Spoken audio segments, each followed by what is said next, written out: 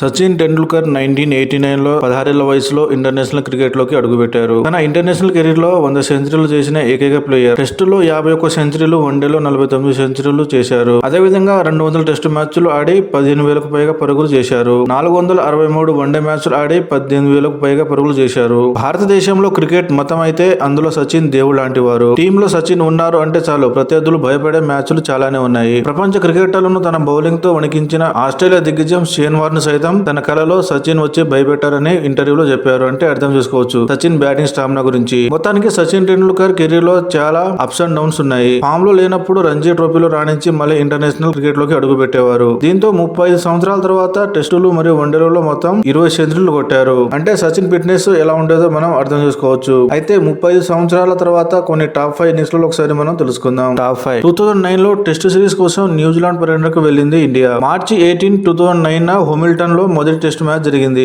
మొదటి ఇన్నింగ్స్ లో New Zealand 279 and second innings లో 279 పరుగులకు ఆల్అౌట్ అయింది. అనంతరం బ్యాటింగ్ మొదలుపెట్టిన భారత్ 520 పరుగులకు ఆల్అౌట్ అయింది. సచిన్ 160 పరుగులతో రాణించారు. భారత బ్యాటర్లు అందరూ విఫలమయ్యారు. కానీ సచిన్ భారీ సెంచరీతో ఇండియాను గెలిపించారు. టాప్ 4 2010 సంవత్సరంలో ఆస్ట్రేలియా జట్టు ఇండియా పర్యటన కోసం వచ్చింది. అందులో భాగంగా బెంగళూరులో చిన్నస్వామి స్టేడియంలో రెండవ టెస్ట్ మ్యాచ్ లో మొదట బ్యాటింగ్ చేసిన ఆస్ట్రేలియా 478 పరుగులకి ఆల్అౌట్ అయింది. భారత్ తొలి ఇన్నింగ్స్ లో 495 పరుగులకి ఆల్అౌట్ అయింది. సచిన్ టెండూల్కర్ 214 డబుల్ సెంచరీతో కదం తొక్కారు. సెకండ్ ఇన్నింగ్స్ లో ఆస్ట్రేలియా 223 పరుగులు చేసి ఆల్అౌట్ అయింది. 206 పరుగుల లక్ష్యంతో బరిలోకి దిగిన భారత్ 3 వికెట్లు కోల్పోయి లక్ష్యాన్ని ఛేదించింది. సచిన్ హాఫ్ సెంచరీతో రాణించారు. ఈ మ్యాచ్ లో సచిన్ డబుల్ సెంచరీతో మెరిశారు. టాప్ 3 మార్చి 2009 లో న్యూజిలాండ్ పర్యటనకు వెళ్లిన భారత్ మూడో వన్డే క్రిస్ట్ చర్చ్ వేదికగా జరిగింది. మొదట బ్యాటింగ్ చేసిన భారత్ నిర్ణీత 50 ఓవర్లలో 4 వికెట్లు కోల్పోయి 392 భారీ పరుగులు చేసింది. సచిన్ టెండూల్కర్ 133 బంతుల్లో 163 పరుగులు చేసి భారీ సెంచరీతో రాణించారు. అనంతరం బ్యాటింగ్ మొదలుపెట్టిన న్యూజిలాండ్ 45.1 ఓవర్లలో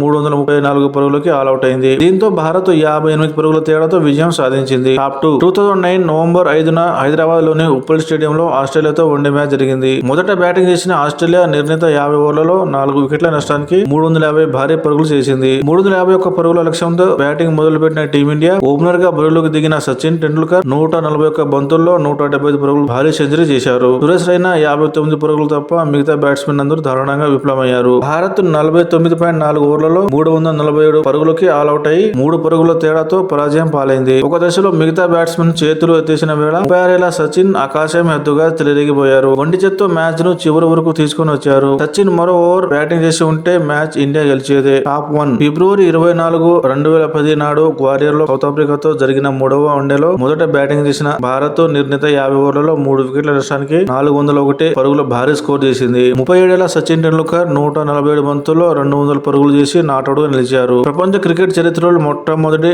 డబుల్ సెంచరీ సచిన్ సాధించారు. ఈ మ్యాచ్ లో సచిన్ తన విశ్వరూపం చూపించారు. అప్పటికే అరవీర భయంకర ప్రపంచ క్రికెటర్లకు సాధ్యం కాని వన్డేలో డబుల్ సెంచరీ రికార్డును 37 ఏళ్ల వయసులో సచిన్ టెండూల్కర్ సాధించారు. ఈ మ్యాచ్ లో టీమిండియా ఘన విజయం సాధించింది. దీని తర్వాత డబుల్ సెంచరీలు చాలా వరకు వచ్చాయి.